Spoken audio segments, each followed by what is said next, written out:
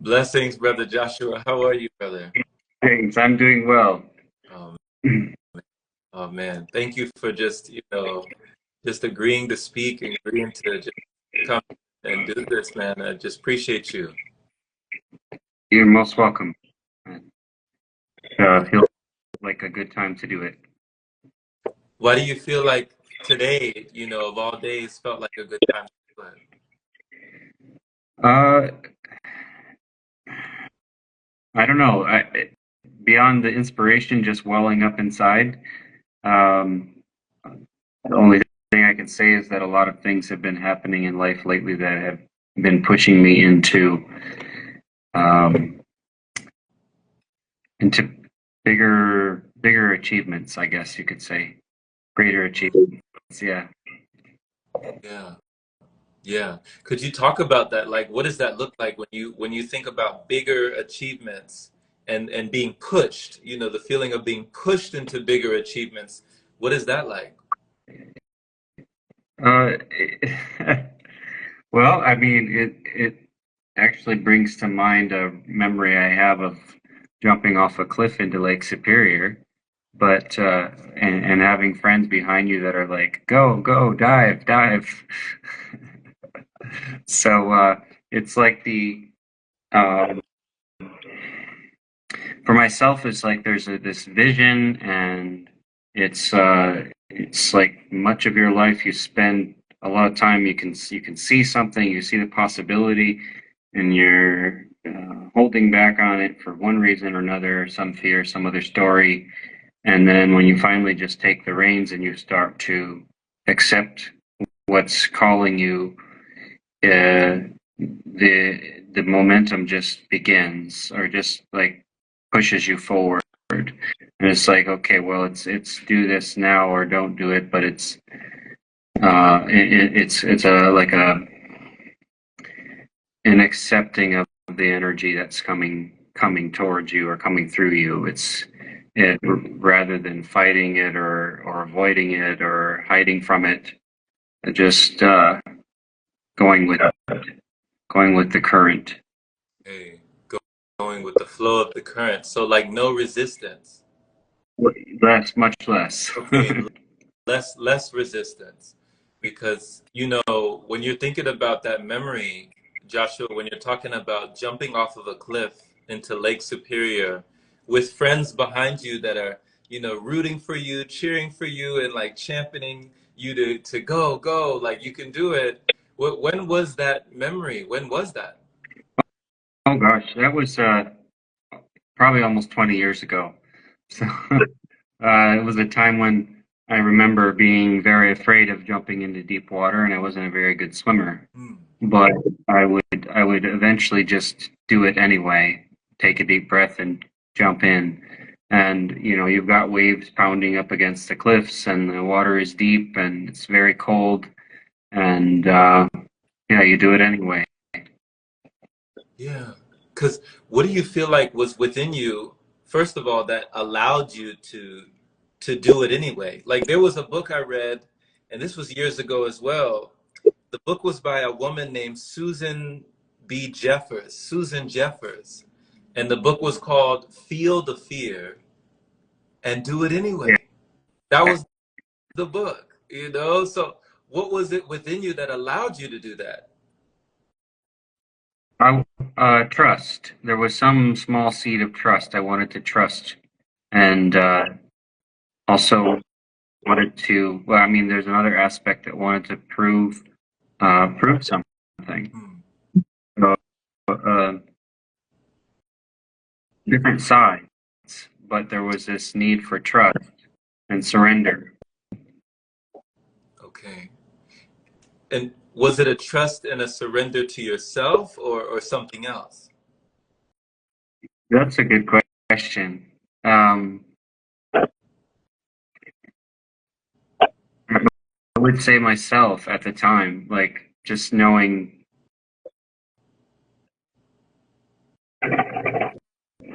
maybe, yeah, without getting too conceptual, just some part of me that really needed to prove my own worth Mm. to myself Mm. after deed.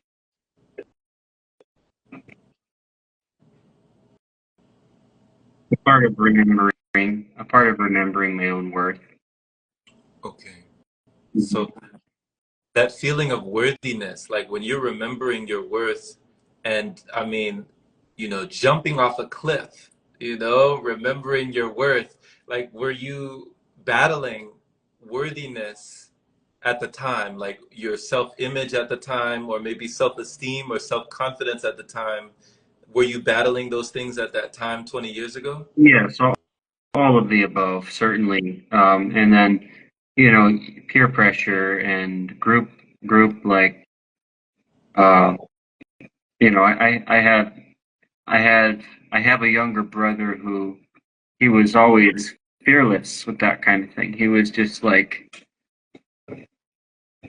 he wasn't scared to do anything. Like he just jumped right in. And I was so cautious. I was the opposite of him in so many ways. Mm. So they were always finding some way to like encourage me on, but and then they he couldn't quite fathom my hesitation or my trepidation Mm. for just like dive right in. And I always admired that about him. And at the same time, there's what goes on in peer pressure, peer groups is family or brothers or whatever is like this testing, this comparing, Hmm. and well, maybe in our society, uh, different types of competition, but um, yeah, yeah, Yeah, yeah, there was a lot of that going on. for sure. For sure. I could see it, and I had a lot of that going on myself. There was a lot of peer pressure for me as well, and a lot of times where, people pushed and prodded and poked and propelled at, me to do things that were way beyond my comfort zone, to go into a discovery zone. Sometimes I did things just to fit in, just to feel like I belonged to a crowd, when I was kind of like the odd one out, standing out. And from standing out, I did something to fit my way in, you know? So it's interesting when you talk about your younger brother, because what is his name? Samuel. Samuel. So Samuel, you said that you admired certain qualities in Samuel that you didn't see in yourself, and one of them was that confidence, like he didn't have that trepidation, you called it. Yeah, yeah. Awesome, awesome. And what was his reaction like when you would do certain things that were outside of your comfort zone? What was his reaction to you? um, uh, uh, he was never, he was never mean, or he would he would joke. Basically, it was mostly like joking and like, "Come on, you can do this." Mostly a lighthearted kind of joking, encouragement, a little bit of poking, but not mean. Right, right. Yeah. Just poking at you, And how did you feel inside yourself when you emerged from the water, from the surface of the waves of the Lake Superior, and like look back up maybe at your friends? How did you feel? Well, certainly it was a just a greater sense of relief, and like I did it. Hmm. I did it. I actually did it. Almost like a surprise, but yeah. You you doubted? You doubted that you could do it in mid-fall? No, no, no, no, no, no. I would sit up there like working up the courage and hearts pounding, all that kind of stuff, and then finally you just jump in. The water just takes you, and all you can be is really present after that. You can only be present. Right. And when I come up out of the water, I'm like, whoa, I did it. That was all. You know. You describe it perfectly, Josh. perfectly, because that was the feeling I had when I went skydiving, you know? Like when I was tandem, and I only skydived one time, and it was for a previous partner of mine, my ex-wife. She wanted to go skydiving with her brother, and he bailed out on her. He couldn't go last minute, so it fell on me to go with her for her birthday. So Hmm. my heart was palpitating, everything was going on, and we were just climbing, 10,000 feet. We just keep going up. And I was the first one to go out of the plane. So she was in the bag. And she said she saw me. I got sucked out, like, just vacuumed out of the plane. He told me we strapped down, and I was tandem with a comedian. Basically, I was doing stand-up comedy at the time, but the guy that I was with, the instructor, he had a sense of humor. You know, that was actually the perfect thing for me to loosen me up and to get me not to take it so seriously and to not feel, so anxious about it, because I did have a lot of anxiety as the plane just kept going higher and higher and the ground just kept getting further and further. But exactly what you said, Joshua, when I knelt down and he said 3, 2, 1, and we jumped out, and he tapped me, and then I put my arms back, and all I could do was be in the present moment. There, there was nowhere else I could be but the present, you know? Yep. It was just totally in the now. And all I could do was enjoy it, because there was no time to be worried. There was no time to panic. There was no time to be scared. Like, I had no time. I had no time. It happened so fast, and by the time it already happened, like, he was pulling the parachute, before I knew it, maybe 30 seconds later or a minute later or so. But it was just so in the moment that everything in my life just kind of honed in. But I'll never forget that experience. So yeah, when you have experiences like that bring you into the present, very sharply into the now, I think it changes you. Yeah. Yeah, when we get pulled out of that little tiny conceptual realm between the ears and we're actually in reality. That makes sense. Yeah. Actually, yeah. That's a great way to put it. That's a great way to put it. Why do you feel like a lot of us, Josh, spend a lot of our time out of reality instead of in the reality? I don't know if I have like the answer to that question, but I have some thoughts about that. It's,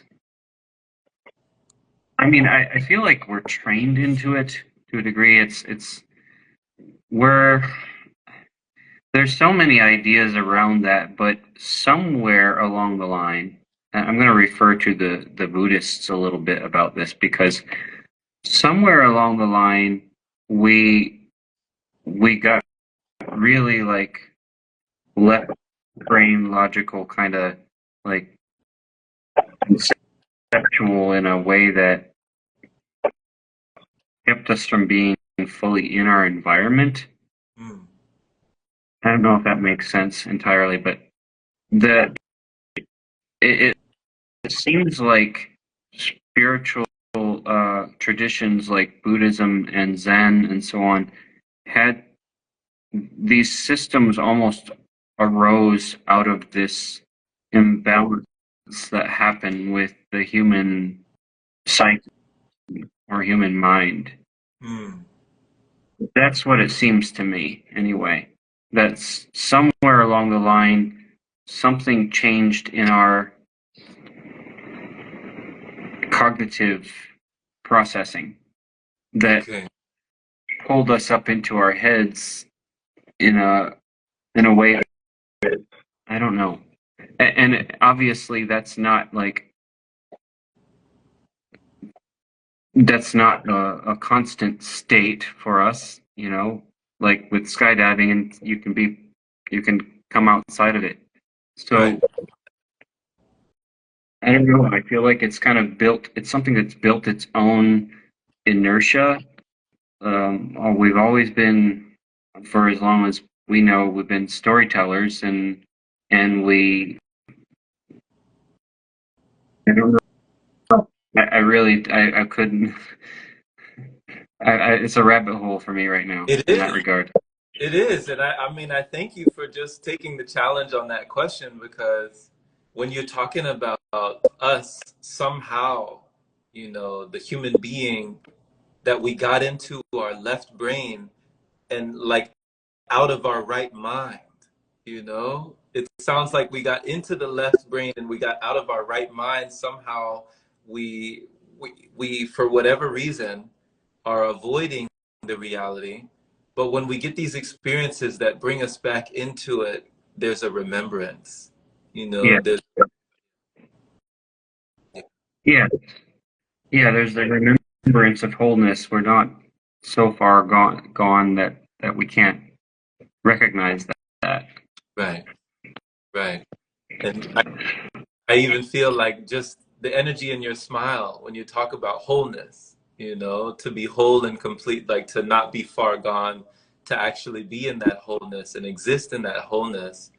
Because when you spoke about the Buddhist, philosophy or Buddhist traditions, do you get a lot of inspiration from Buddhist tradition or Buddhist philosophy? I do. I take from a variety of traditions all over the world, but I do get a lot from Buddhism. Yes, I get a lot from that and Zen practices and so on. Yeah, and I have also been pretty strongly influenced and inspired by Qigong practice over the years. Awesome. Awesome. When did you find that? Like when did you discover that? I met a wonderful person in northern Michigan many years ago that was uh, I would say she's a qigong master at this point, but she saw that I had been injured and in a car accident, and she had had a similar injury, and she reached out to me, and she started to come over regularly and teaching me qigong every day. And this was not long after my injury, and it was very a really beautiful catalyst for years of growth. Wow. Wow. And this lady was from Michigan? Yeah, her name is Jennifer Silverstein. Yeah, Jennifer Silverstone. Awesome. Awesome. Jennifer Silverstone, Qigong master. Qigong yeah, master. And it sounds like she came at the right time. she absolutely did. Yes, it was. Yeah, it was one of many synchronicities. Yeah. Okay. So for those who don't know about the accident, can you talk about actually what happened, that led to you, needing to heal, like that led to everything on this part of your journey? Can you speak on it? Yeah. Yeah. Let's see. I was 24, I think. It was 2010. Um, I was I was kind of a traveling farm worker at the time. I would work seasonally cranberry farming in Wisconsin, planting trees in Alabama. Um, and I had been traveling in the winter of 2009 and early winter 2010. And I was about 20, yeah, 24, and I had a sense of dissatisfaction with life at the time that had me seeking for Mm, purpose and meaning. I didn't know where I belonged, what I was supposed to be doing. mm, And so I had this request, this desire just bubbling up out of me. And I had spent the winter eating pretty unhealthy food overall, just like gained probably an extra 15 pounds of excess that I didn't need. I mean, I was working hard, but it was a lot of constipation and I wasn't feeling great. So I found a friend's place out in the woods in a national forest in Michigan, and I asked if I could stay there. He had a nice barn with a bed and a sauna and really clean water. And I spent 26 days cleansing my digestive tract with herbs and juices at the time. That was my first time ever doing something like that, Wow. to that extent. And I lost all that excess that I had accumulated. But during that time, it was bringing all this inspiration through and this desire for something greater to move into something bigger. I didn't know what that was. And so I spoke to the universe and I said, I want to do something that I've never done before that I'm not comfortable with.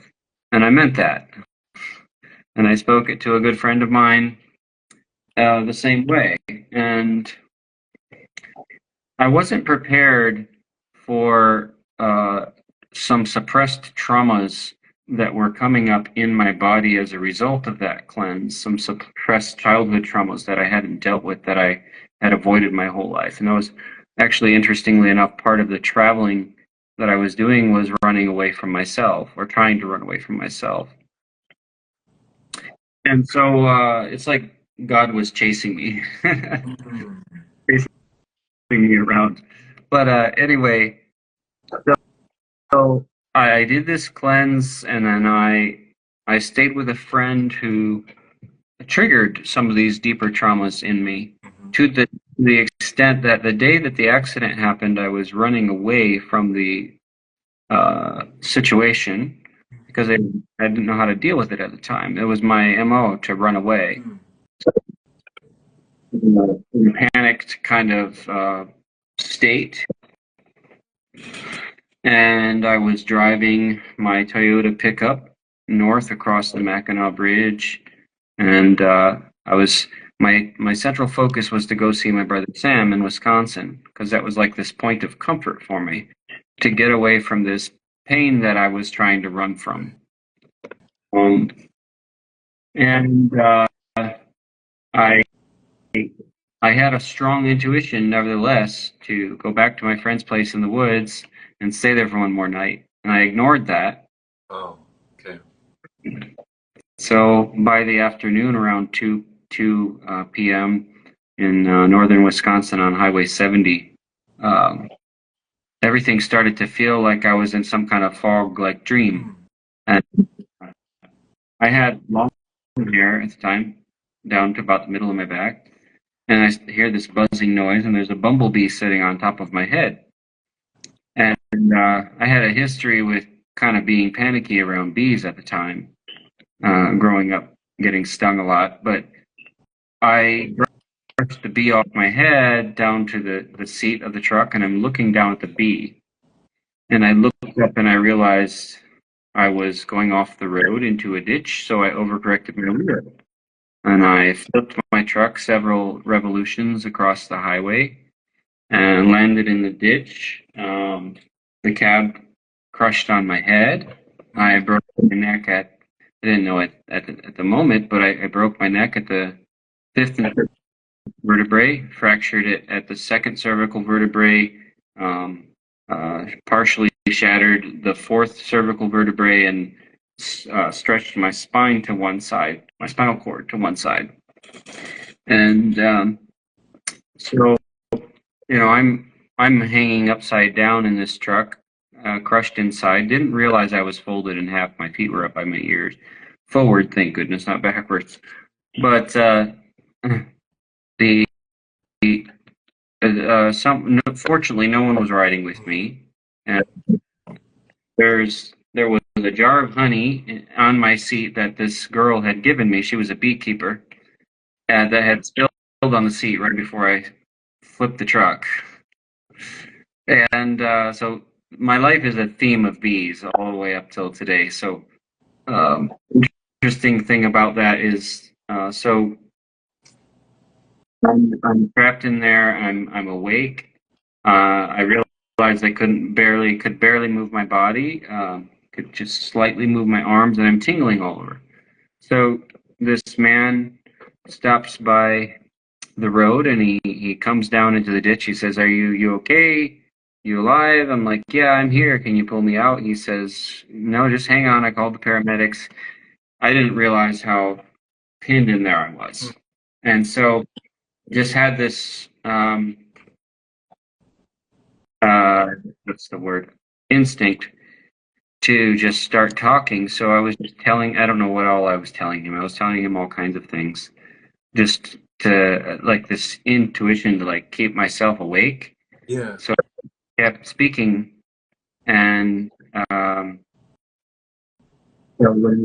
when the paramedics got there, they had to cut the cab open, and they rolled me onto a stretcher, and I gave them my brother Sam's phone number, and I passed out when I got into the ambulance, and I told them, take me to Marquette, which was a town. So this is kind of more of a wilderness area. It's not, it's very wild, so it's a lot of forest. So they drove me 100 miles north in an ambulance to the nearest trauma center, which was Marquette General Hospital. And um, the girl that I had been running away from heard about it, so she came to see me, and she brought me a pillow that her mom had made, and it was covered in honeybees. Wow. Jesus Christ. Oh my God. Before she knew that a bee had been partly the catalyst for the accident. But I had a special and very rich and interesting time in the ICU for 3 weeks in the intensive care unit. I had a trach that they had put in my throat, but before that, I had tubes going down into my lungs. I was on a respirator for a good long while. I would get off of it every day for about a half hour to practice breathing because I could barely breathe on my own. I went from being right-handed to left-handed for the period of time I was there. Hmm. I had a neck brace, and they had put rods and screws inside and straightened my spine back out and put a bone in there from my hip. Gee. So I was drugged out a lot, morphine and those kinds of things. And I must have had over 100 people visiting. And this was one of the most special parts of it was just so many wonderful people coming in, bringing me juice, even though they weren't supposed to, singing me songs, doing energy work, praying, all these different things. And my dad always tells me, because he flew in to see me, and several of my siblings flew in and stayed there for a while. And uh, a friend sent me a book called The Miracle Man. Hmm. Another friend who had flown up started to read it to me. And it was all about this fella named, oh gosh, I'm forgetting his, Morris Goodman. Okay. And he's a man who had crashed an airplane in the 1980s, and he had very similar injury.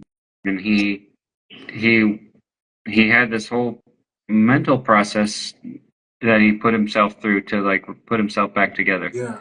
So that was my first inspirations. And after 3 weeks, I was going to Denver to a rehab hospital called Craig Hospital in suburb of Denver, and it was a special place. And I spent 3 months there learning how to live again. And living with a spinal cord injury is a whole new life. So it's like dying and being reborn in its own way, and it was rebirthing me in many ways. So rebirthing the expression of Joshua, and um, in the 14 years since, it's uh, it's been incredibly transformative. I can only imagine, man. Man, thank you. Just like for sharing the story, just for taking us back into that moment. You really vividly described, and I could picture the event happening, even from the bumblebee to everything happening, and just, oh man, like I need to remind myself to grab that book, The Miracle Man. You said Morris Goodman. Morris Goodman, yes. Goodman. I need to remind myself to read that because that's, I mean, what a tremendous story of somebody, like you said, putting themselves back together, you know? And you said it was like a mental process that he would undergo to literally put himself back together in his, Yeah, he said as long as you have your mind, you can put yourself back together again. So he had that intention and that powerful intention from the beginning. He actually he had very severe injuries along his entire spine, and he pushed so hard. I think it was only a year, and he was up walking. My journey has been very different. Every spinal cord injury is different, but the principle there was the same, and I'm still inspired by it. yeah, You know, even though I've taken different windy yeah, paths. yeah, absolutely, absolutely. You know, it's amazing because when you're talking about as long as you have your mind, you can put yourself back together again. Like all we need is the mind, and with the mind that we can accomplish, you know, so many things as long as we still have our mind. It just lets it be known how crucial this consciousness is, like how crucial it is just to have the brain, you know. And Andrea is listening to you right now, and Luisa as well. And Andrea says, beautiful story, you are blessed. You know, when she's saying you are blessed, I'm sure that at the hospital or maybe during recovery or just during the different places that you had gone, did they describe to you, Joshua, just how close you came? Yeah, my my brother especially tried to drive that home with me, and my dad too. They were saying, well, the doctor told us they weren't sure if you were going to live, and that you know you could die any moment. I came pretty close. I don't know exactly how close because they put me into emergency surgery as soon as they pulled me in there. I woke up for like maybe 5 seconds before I went into the emergency surgery, and I didn't remember anything for about 3 days. So there was a period of 3 days that it was completely gone. Almost completely gone. When I started to wake up, I don't know if I was seeing physical 3D reality at first. When I first started waking up, I saw myself on a table, but I was surrounded by all these people who were camped around me in like sleeping bags and mats like guardians, but no one was actually doing that in my hospital room. Whoa. And the first two faces I saw looking down at me were two of my close friends, Adam and Christy, and that's the first like real like kind of uh real in 3D people. Uh but I know I wasn't laying on a table with, well, maybe physically my physical body wasn't like that, but that's what I remember seeing when I first started waking up. And then in the first couple days being really drugged, there was a nurse who was pushing a tube up through my nose and having me swallow it to feed me. It's called an NG tube, and it really hurts. And I didn't remember this, but my brother Sam comes, and I'm starting to wake up one day, and he's smiling at me. He's always smiling. That was one of his nicknames, Smiley. But I had my hands tied. My hands were tied with sheet strips, and I was looking at him in some way, like some kind of sign language way, asking him, "Can you untie me?" Because apparently I had pulled the tube out and I didn't remember pulling it out. Oh. So I had my hands to make sure I didn't pull it out Oh, wow. again. Wow. Wow. Jeez. Okay. Okay. Because when you were saying that there were periods, there were moments where you were out of consciousness, you know, as we know it, of this waking, this kind of, you know, this waking dream, Yeah, you know, this reality here, and you said that the first 3D moments when you saw Christy, when you saw your friends, were the first 3D.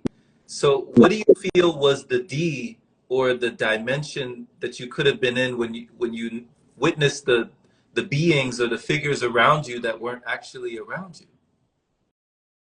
My well, maybe they were, but Right. my perception was that I was both laying on this table and outside of my body, looking down at it. Wow. So, um, I would I would I would I mean I could call that like an astral dimension or something, more of an out of body experience or a, a soul travel experience of some kind. But Okay. Okay. But instead of where some people might meditate and have a voluntary out of body experience, this was completely involuntary. Like you were ejected, you were out of your physical shell. correct, yeah, Okay. for the first time that I ever could recall, anyway. Yeah, yeah, they talk about, I mean, people talk about things that they see in that dimension that even some people describe give them a sense of comfort and peace when they come back to this dimension because they know what's beyond this dimension. It's like they almost have a confirmation of that mystical vibration. Did you ever get anything like that, or was it just darkness? In this case, no, it was very dim, and all I heard was a bunch of whispering, and there was like questions without words forming in my awareness. It was kind of like, who are these people and what do they want? What are they doing? It was like this half awareness. I've had other mystical experiences years later that were much clearer, but that particular one was foggy, Okay. fuzzy. Very hazy, very unclear, very vague. So it sounds like when you were in your vehicle, and the gentleman was, asking you if you were alive just to see if you were okay, and you didn't really know how you were pinned in there, and you started talking. You said it was your intuition that told you to just start talking, and Yeah, it sounds like you said it was to keep you awake. It sounds like it kept you alive, you yeah, know? yes, that was it. Yeah, yeah. And it was your intuition, you feel, that was signaling you to just use your voice in that moment. Yeah, and I was finally listening to it because up until that moment, I wasn't listening to my intuition that day. Like I was ignoring every single sign and signal all along the way to that Right, event and running away from it. right. Because what did it even feel like when you said that you were pinged with your intuition on the road, escaping the trauma or escaping the triggers or escaping the confrontation with your friend in the cabin? What did it feel like when you had that strange warning or that sign that you should actually go back to the cabin? Sense of dread, actually. But Okay. I was so mentally and emotionally torn up by a previous experience I'd had in this relationship that I was running away from, Mhm. that I was just confusing myself mentally and like being stubborn about going a certain direction. And yeah, if there's anything I could impart to everyone, is definitely that it's important to really be in touch with your heart and your gut in that way and really listen to it when it's telling you something and learn to to know the difference between that and something you're creating up here. Wow. How do you feel somebody would accurately begin, to tell the difference? Because in your opinion, do you feel like, the people that you've observed, do you feel like a lot of people are tuned in to their gut or their intuition? Uh, uh, Observing a variety of people, it's like varying degrees. Everybody's different, and In general, I've found women to be more tapped in, but that's not always true. And well, actually, no, maybe a little more 50. Yeah, yeah, you're right. That was right. Yeah, generally so. What am I going to say about this?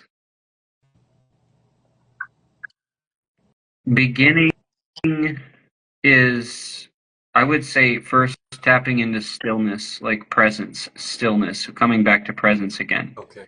And I think like Qigong is a great way, a great tool among other practices and things. And sometimes just getting out in a place where there's negative ions, like a forest or by the ocean, Yeah. or and just like get away from your phone, get away from technology, touch the earth, really get into the moment and start feeling your body. Start feeling your body, paying attention to your emotions, breathing, and yeah. I mean, that's one of the simplest ways. I, I mean, that's really the only way I know how to Yeah. to get to the place of just like really starting to listen to yourself. And then when you're walking through your day or driving through your day or pushing your wheelchair through whatever you're doing through your day, any activity, bring presence to that moment. You pause, take a breath, uh, consciously with your breath, check in with your feelings consciously every time you think of it, every time you remember it, check in with your feelings, check in with what your body's telling you. It's really just it's something you gotta be mindful of. Absolutely. Absolutely. Thank you for that advice. That's great advice. Just like tune into, not only tune into the earth, tune into nature, but tune into yourself. Like tune Yeah. into you, your body, just your bodily functions, your breath, your heart, just tune into your body on all levels. And when you speak of Qigong, when once again when you said that it was divine timing, it was perfect. When was her name Silverstein? Yes. When Silverstein came to visit you, what did she really help you with at the time that was so tremendous for you at that moment? Like, how did she really assist you when you needed it the most? It reminded me of something that was already inside and helped me bring the ember back into a flame, so to speak. It was a lending a bit of that energy that she's cultivated through qigong and her practices in a sense where she would not only have me practice certain movements and motions, but she integrated conscious awareness into it, and she would also do different healing work on me. It it just it just brought out spontaneously my natural inclination towards being in touch with my body's wisdom, with the earth's wisdom, with the universal consciousness, and connecting to the beauty of another soul. All of it. Yeah, yeah. The wisdom of your body, I love that. The wisdom of the earth, the wisdom, I love that, just that description that you illustrate with wisdom. Like this is wise. It feels like when you think of wisdom, it feels ancient, like it goes so far back, you know? Yeah. When I was in the ICU and I couldn't breathe on my own for more than 30 minutes without getting really fatigued, every breath had to be conscious. Every breath had to be focused on. I couldn't take one breath without focusing on it. Like a lot of people, you might walk through your day, you're shallow breathing, whatever you're doing, and it's just like kind of breathing itself. Mhm. You're not thinking about it. But for me, during that time, for 3 weeks, I could almost, like in between trying to focus on talking to others, which I was typing out on a letterboard because I had a tube down my throat and I couldn't speak. And every breath was, I have to focus on pulling it in, pushing it out, and had to teach my lungs to breathe again.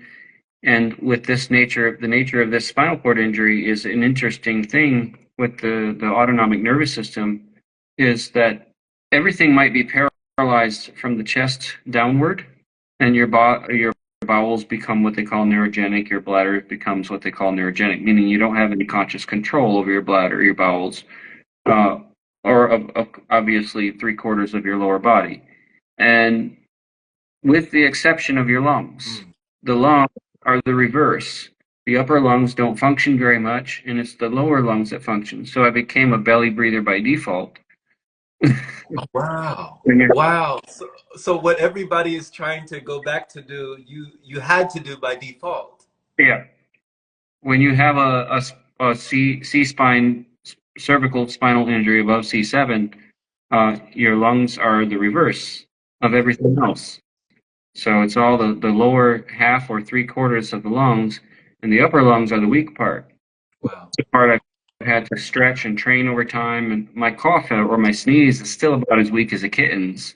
Um, and fortunately, going into a lot of the cleansing and diet and things that and fasting and things that I followed beyond that, and in my discovery of Dr. Robert Morse and other special people, um, had minimized or eliminated a lot of severe health issues that people with spinal cord injuries suffer with.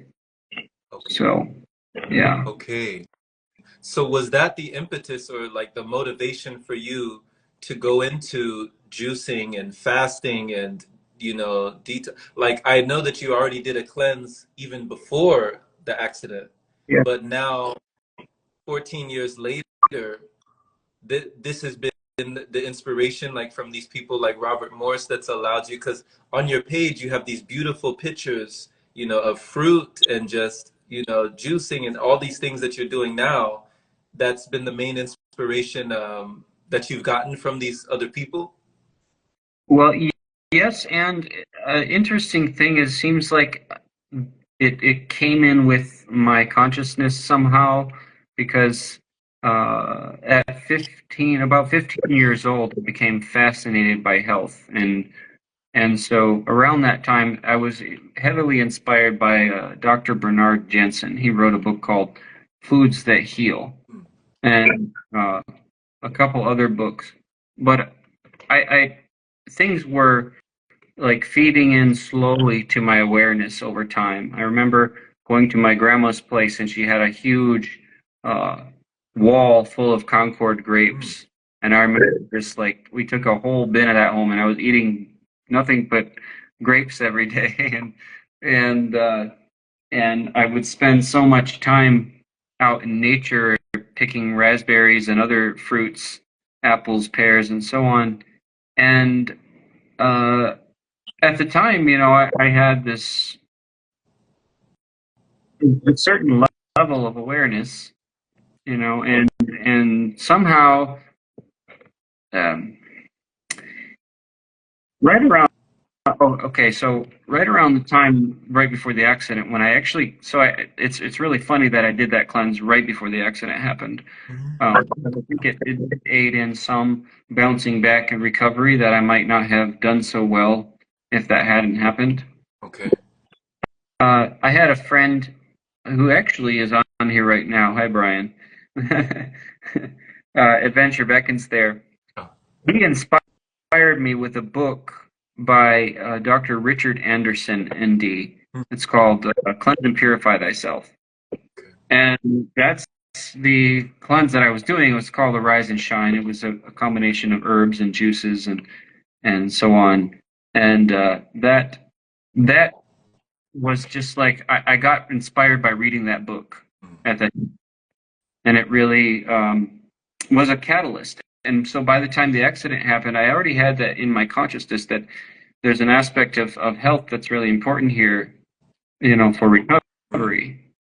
And he actually also, Brian, sent me a video of Dr. Robert Morse a couple of years after my injury, where he was interviewing a fellow named Roger Leapart, who had also had a spinal cord injury, who had lost like 100 pounds juicing and doing herbs with Dr. Morris, and then his spine had severe scoliosis, and during that time it had pulled itself straight. He had a broken leg that had healed at a 90-degree angle that pulled itself straight. Wow. And so I was like super excited and inspired by that probably 10 years ago. Yeah. And that's when I contacted Dr. Morris, and I sent him some questions, and it just sent me on this path, and been exploring and discovering ever since. And even though I've taken a lot of sideways and had moments where I thought, well, if I'd only done it that way, or if I did this, maybe it'd be different by now. But it feels like right now, looking back at it all had to happen that way for a reason. It all happened that way for a reason, and now I'm in a space of a really solid space. Okay. Awesome, man. Awesome. Just the power of inspiration. Like shout out to Brian for giving you that book and for putting you onto that information, and just the awareness that it was possible, that it is possible, to see someone go through something and grow through something. And just the way you described it, Joshua, you said, pulled itself straight. You said, Yeah. it pulled itself straight. Like, that's just a testament to the body, like what we just take for granted or don't even realize about our own bodies, Yeah, the potential is much bigger than many allow themselves to believe, and even that I've struggled with so much limiting beliefs to cast off, so much conditioning, so much internal exploration, dialogue, healing that's been processing itself for so long. Yeah. So, what would you tell somebody who, it's interesting. I once heard there was a man, and I forget his exact handicap. I think he might have been sight impaired. So he was a blind man, but he was in a wheelchair. And I remember him saying this, and I'll always remember it because it just struck me at the time. Mm. And it was just something that he said, like just the offhand comment that was so harmless, but it really kind of it's dug its nails into my mind. What he said. He said, "You'd be surprised what you hear if you just listen."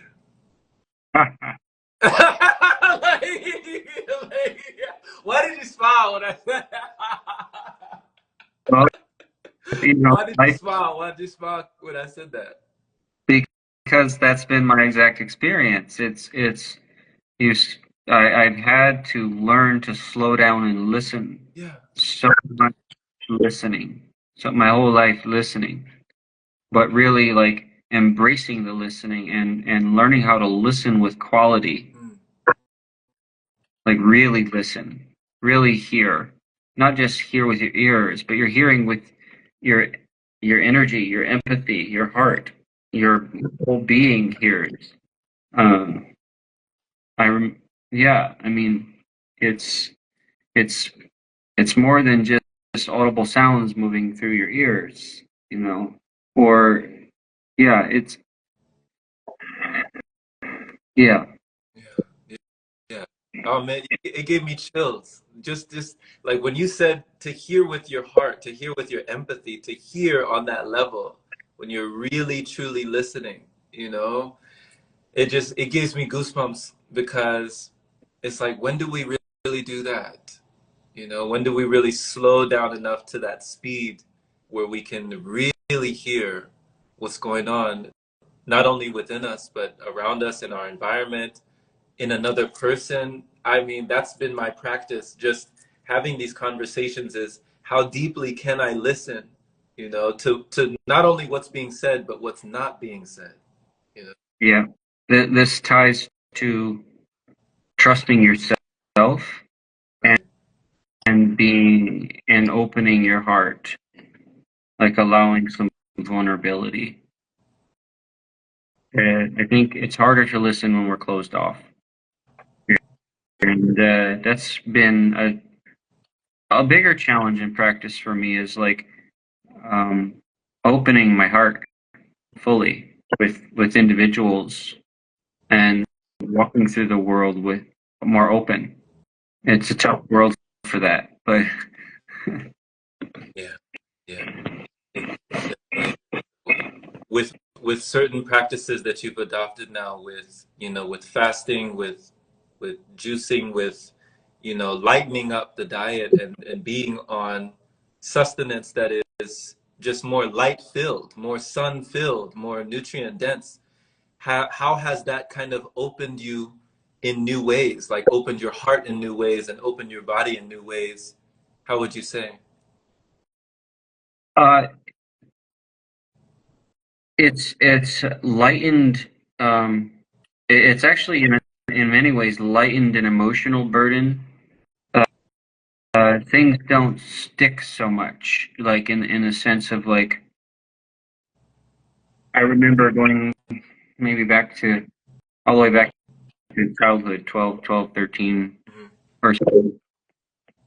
Emotional pain was like a heavy weight over the years. Emotional pain really stick around, really weight me down.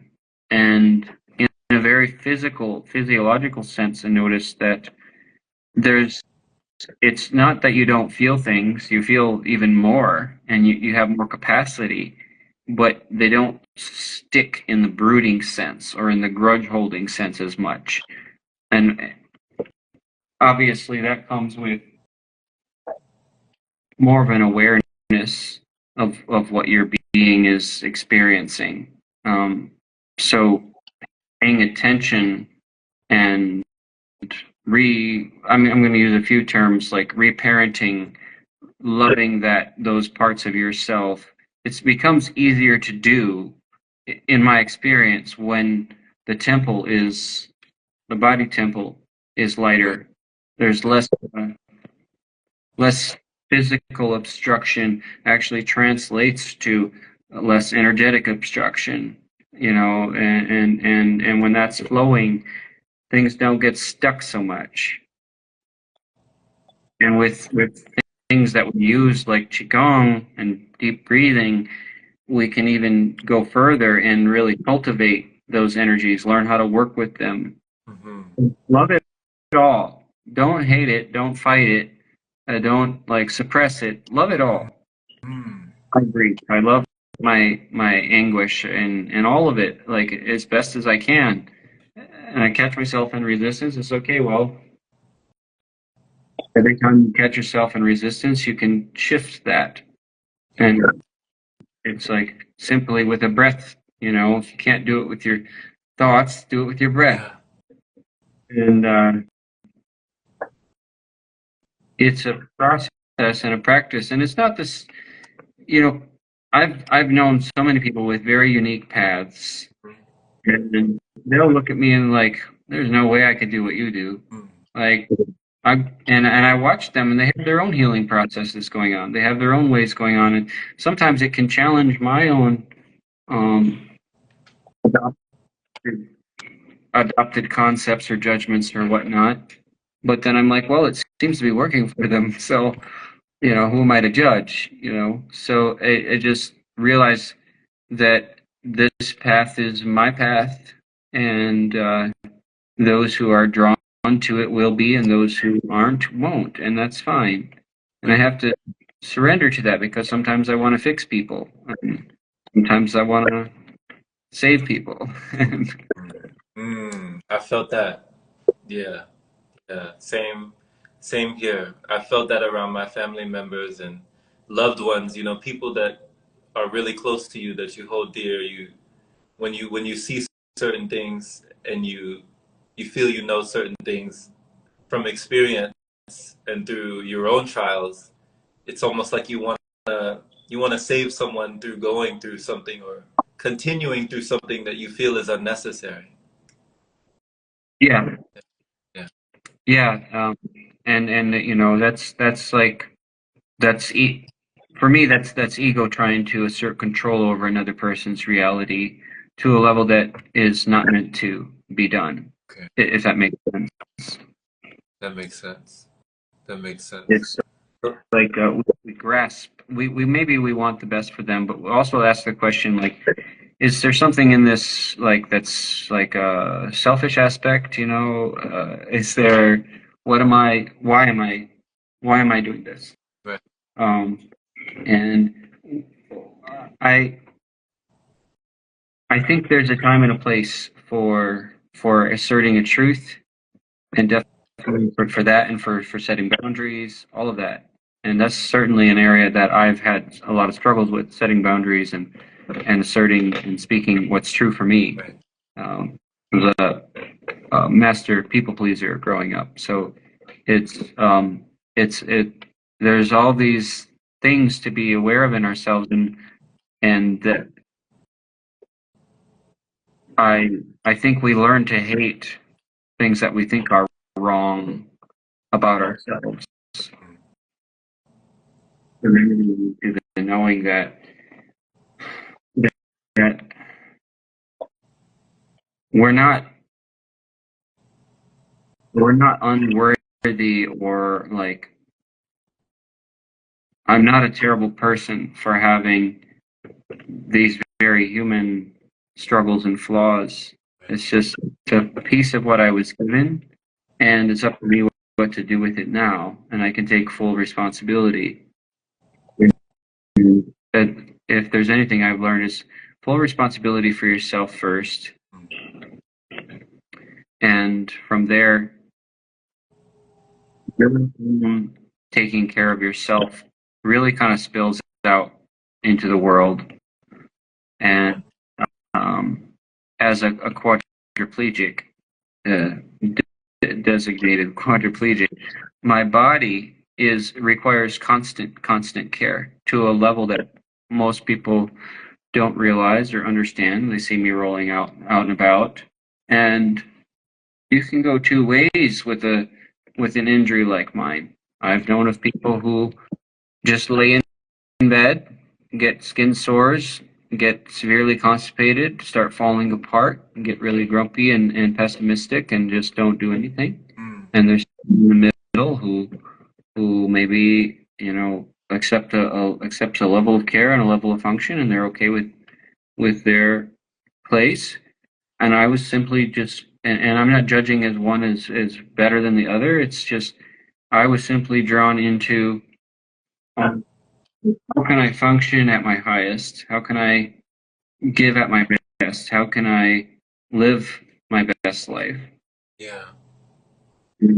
So that's a part of, for me, that's a part of self-care and self-love. And I'm still learning to love myself because I have self-destructive tendencies. I have addictive tendencies. I have things I'm still working out, and limiting beliefs that I'm dropping, and all these different things that are like stumbling blocks or steps along the way. Yeah. So that's a major difference, when you say that someone else with in a similar but not the exact same situation, but in a similar circumstance, if they're just kind of wallowing in the why can't I, or I can't do this, I can't do that, you have the mentality of how can I? How can I do this? How can I do that? How can I be at my most optimum? Like, how can I take it even further? How can I, you know, stretch myself in a new way today? I love that optimism, just when your friends with different healing journeys of their own are commenting on you, Joshua, and they're telling you, wow, if I was in your situation, I don't know if I'd be as strong as you are. Like, you are strong, you know? We do say things like that, and it's not a point of ego pride or anything. It's more of just a recognition. I get things like one of my nicknames is Super Quad, or you know they, they'll be like, "That's really inspiring." I don't know if I could do that. But I think what I love about unique individual journeys is that everybody is in the right place, learning the right things, doing doing their best. You know, it's um, I know some folks they don't have any. You know, they're like I live a happy, fulfilling life in a wheelchair. I'm fine with that. You know, and I think that's something else as able-bodied people to recognize when you're out and about is that not everybody wants the same thing, and they all have individual journeys. They have individual preferences and awarenesses and so on. So, you know, um, I have things I'm pursuing because I feel on fire to pursue them. But if you don't have it, you know, it's not the same. Right. And what I have found is that cleansing my body temple and treating my body in a particular way and following a particular path, you could almost call it yogic. You could say I'm working with prana, you know, and there's an impetus, there's a momentum, there's an inertia that gets built. You start to open up those energy centers in such a way that your body is flowing and moving, and you start to wake up to to passion that you may not have even had before. Mm-hmm. There's an up physiological up leveling that translates to all the energetic bodies centers. It starts to wake something up in you. The more you follow it, the more you discover. And you know, I was talking to someone recently about something called human design. Mm-hmm. She said you're a 6'2", and she was describing to me that a big part of my expression or experience here in life has to do with discovering the unknown and pushing the limits of the unknown, not necessarily needing to know the outcome. And that's actually how I've operated a lot of my life. It's like, I don't know what's going to happen. I don't necessarily need to know, but I am really drawn to explore this. Yes. So I'm going to keep on because it makes my heart sing, right? Yes. I resonate. I resonate so much to that. You know, we have the two in common. The two, I'm a 2-4 generator in human design. I'm a 2-4. So I have that sense for opportunity as well when it comes to, hey, you know, let's find out. Let's find out. Yeah. I'm still learning about human design, so I don't know that much yet, but yeah. Yeah. Awesome, brother. You know, thank you so much just for your testimony. Like during this whole conversation, your vulnerability, your just the way that you were able to just walk us through all the things that have transpired. And I love how you describe that fire, you know, that you have lit within you, the embers that have just, you know, continued to grow, and just the flame that is continuing to sustain you and gain you so much, you know, where, I mean, people have had things to happen to them, like you said, that have just completely given up and completely go left, you know, and they don't have that hope. They don't have, you know, they're not holding on to that positive energy. But I love that you kindle that flame and you keep it burning. So just thank you for all of these things that you've shared with us, because this is very reflective. Like it's introspective for me to even listen even deeper, you know, listen to my own intuition and just listen on all levels. Like how can I connect with myself and other people that much more? So you've given me a lot to think about, and I'm sure that people who have listened to this and who will listen to this, I mean, you've given them so many things as well. Yeah. You're recognizing the knowing that's already in there, and it's reminding you and refining it for you. Yes. Thank you, brother. Thank you. You know, right before we go, I'd love to hear just, you know, you said that you feel like you're in a much more solid place right now. So what do you see for yourself? You know, if you can just give us a picture of your vision, you know, in the future, what do you see for yourself on the horizon that you feel you're in a really solid place at the moment? My desire is to speak for people, to speak to people and inspire their hearts, to feed their hearts, to help open their hearts, waken their souls. Some of my own physical goals that I'm working on is I want to gain as much physical function back as I can. I'm still working on that. I'll work on that till the day I leave this world, if that happens. And beyond that, I'm cultivating community and connection with people that and communities that feel like there's substance for me.